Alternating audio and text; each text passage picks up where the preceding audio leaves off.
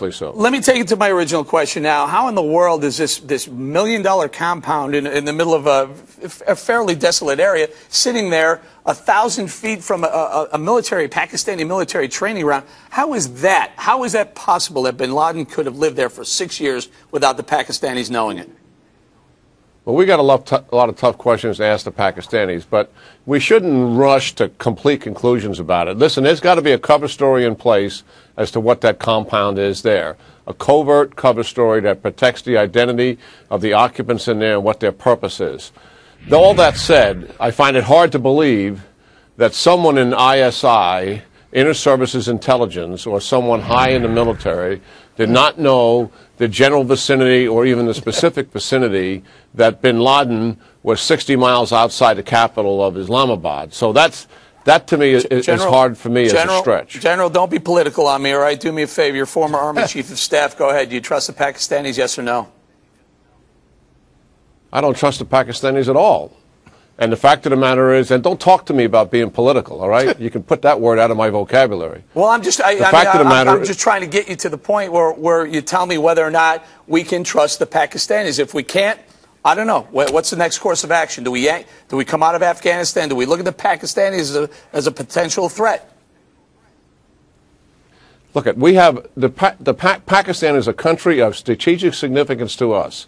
They have an expanding nuclear program. There's a raging insurgency in that country, which the al-Qaeda have identified as their center of gravity to overthrow the Pakistani government. That's a fact. So Pakistan matters to us. It's a country of strategic consequence, rather significantly compared to Afghanistan in terms of that consequence. We need them to succeed in Afghanistan because they're harboring those sanctuaries of the Afghan Taliban. And that's our tension point with these guys. And we've got a strained relationship with them, to be sure. This is going to further strain our relationship. What I think will come out of this is they will be defensive about this. And to be quite frank about it, the fact that they don't know about it is the fact they didn't know about the operation, they welcome that because they don't have to face their people about the United States being on sovereign territory. I'm not questioning whether or not they claim they knew about it or they didn't. I'm questioning the $18.5 billion we've sent their way over the last 9 years since 9/11. Yeah, sure.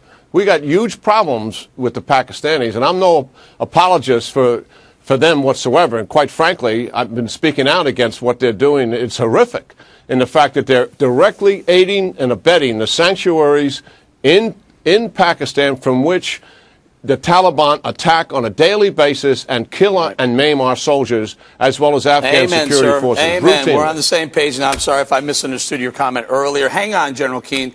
I want to bring it out to the panel. Go ahead, jump in here, Beau. You want to know something that was really good, General? Something that came out that they were going to use 2 B-2 bombers and drop 2 1,000-pound bombs on the complex. President Obama stated he wanted them to go in there and make sure they got who they got. Because if they hit that with 2 1,000-pound bombs, we would have little bits and pieces. Am I correct, sir?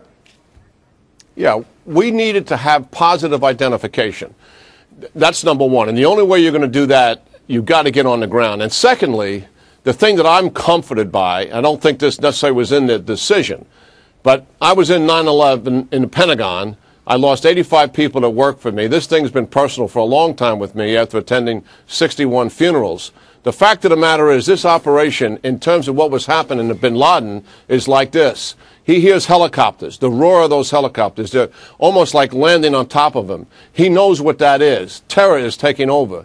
He hears pop, pop, pop, pop, and he knows his guards are starting to go down. Next thing he hears is an Arab interrogator trying to control the situation on our behalf. And then he hears American voices. And minutes after that, there's an American standing in front of him, and he knows he's going to die.